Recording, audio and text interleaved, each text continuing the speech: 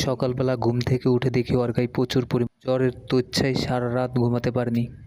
ওর কষ্ট দেখে আমার মন খারাপ হয়ে গেল। যে মানুষটা আমার জন্য এত কিছু করে, ওই মানুষটার জন্য তো একটা কিছু করতে হবে, এটাই স্বাভাবিক। আসলে প্রতিটা মানুষ যদি কিছু করে তাহলে তার কাছে সবচেয়ে অনেক ভালো লাগে। এতটা জ্বর হয়েছে, জ্বর ওর গাটা পুরে ছাই হয়ে গেছে। পরে দিশামিশা না পেয়ে মাথায় একটু পানি দিলাম, হালকা যেন মাথা ব্যথাটা কমে। মাথায় পানি দেওয়ার পরে মোটামুটি ওর মাথার ব্যথাটা একটু কমলো। আমি আল্লাহর কাছে একটা জিনিসের চাই, আল্লাহ যেন ওরে সবসময় ভালো রাখে, সুস্থ রাখে। আমি স্বামী হিসেবে ওর জন্য যতটা করার কথা আমি অতটা করতে পারি না, কারণ সামান্য যে টাকা পাই ওই টাকা দিয়ে আসলে কিছুই হয় না।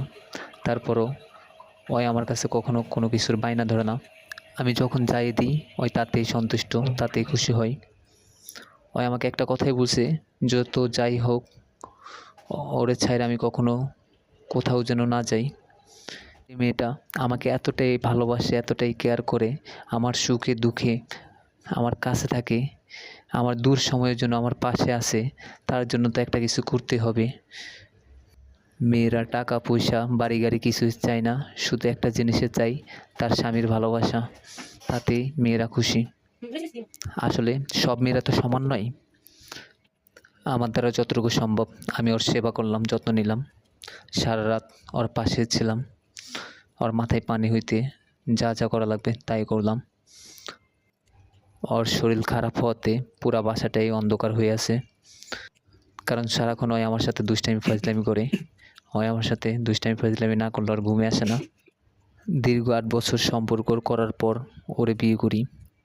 ওই আমার কাছে আসছে, আমার কাছে কিছুই ছিল না, ওরে দেওয়ার মতো কিছুই দিতে পারিনি আমি। তারপর ওই অনেক খুশি।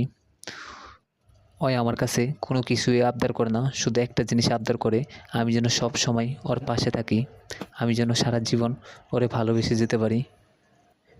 ইনশাল্লাহ আমার দ্বারা যতটুকু সম্ভব আমি ওর পাশে থাকবো, ওরে ছেড়ে কখনোই কোথাও যাব না। যতটুকু সম্ভব ভালোবাসবো, যতটা তাড়াতাড়ি আল্লাহ যেন ওরে সুস্থ করে দেয়, কারণ ওই অসুস্থ থাকলে আমি একদমই ভালো থাকতে পারি না। পুরুষ যাকে